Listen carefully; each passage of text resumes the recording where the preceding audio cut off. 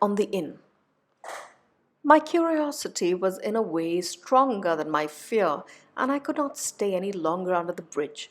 I slowly crept to the bank and hid behind a bush. From here I could see the road before our inn door. Soon our enemies began to arrive. There were 7 or 8 of them, and in the middle was the blind man. There was a man with a lamp some steps in front. They stopped when they reached the door. "Down with the door!" the blind man cried.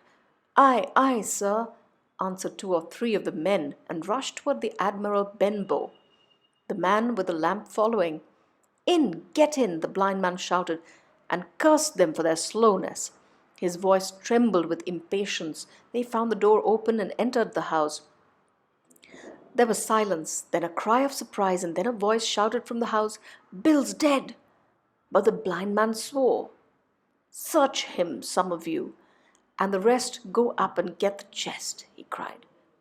I heard people running up our old stairs. There were fresh sounds of astonishment. A man leaned out of the window of the captain's room and addressed the blind beggar on the road below. "Pew," he cried, "they have been here before us. Someone has already opened the chest and taken things out." Another fellow came to the door of the inn and cried, "They have searched Bill already. There's nothing left." "But there's a candle here," said a fellow from the window at the top. "It's those people of the inn. It's that boy. I wish I had put his eyes out," cried the blind man Pew. "They can't be far. They may still be in the house. Look again, boys, and find them," he shouted, striking with his stick upon the road. They searched the house, throwing the furniture over, kicking doors in and breaking things. And just then I heard the whistle from the hillside, but this time it was twice repeated. It was a warning to the buccaneers of danger.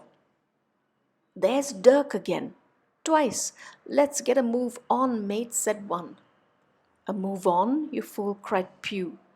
"Find the boy first. You want to be rich as kings, don't you? I, a blind man, found Bill. Am I to be a beggar again when I could be rich? Look for them dogs. Oh, if only I had eyes." But the buccaneers were frightened. They said the soldiers were coming.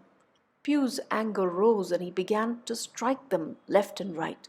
His mates in turn cursed him and tried to take his stick away from him. This quarrel saved me and my mother, for while it was going on another sound came from the top of the hill, the sound of horses coming fast toward us. At the same time a pistol shot came from the side of the hill, the last warning from Dirk.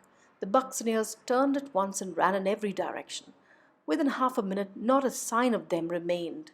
But Pew, he turned this side and that, tapping, and down the road and calling to his mates. "Johnny, Black Dog, Dirk," he cried. "You won't leave old Pew, mates, not old Pew." Just then 4 of the men on horseback appeared at the top in the moonlight and swept at full speed down the path. Pew tried to save himself and ran for the ditch. But it was too late. Down went Pew with a cry, and the first horse was over him. Pew fell on his side, turned over on his face, and moved no more. I rose to my feet and called to the riders. The villagers had reported that there were several strangers on the road. A small ship was seen in Kit's Hole, an inlet a little distance from our inn. The officers set out that night in our direction to reach Kit's Hole. This saved our lives, my mother's and mine. Pew was dead, stone dead. My mother was carried to the inn and laid on a bed.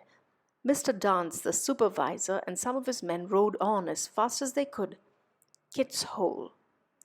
But by the time they got there, the ship was gone. "Well, Hawkins, what were they after?" he asked after I told him everything. "They have taken the money from the chest. But why did they leave the house in such a state?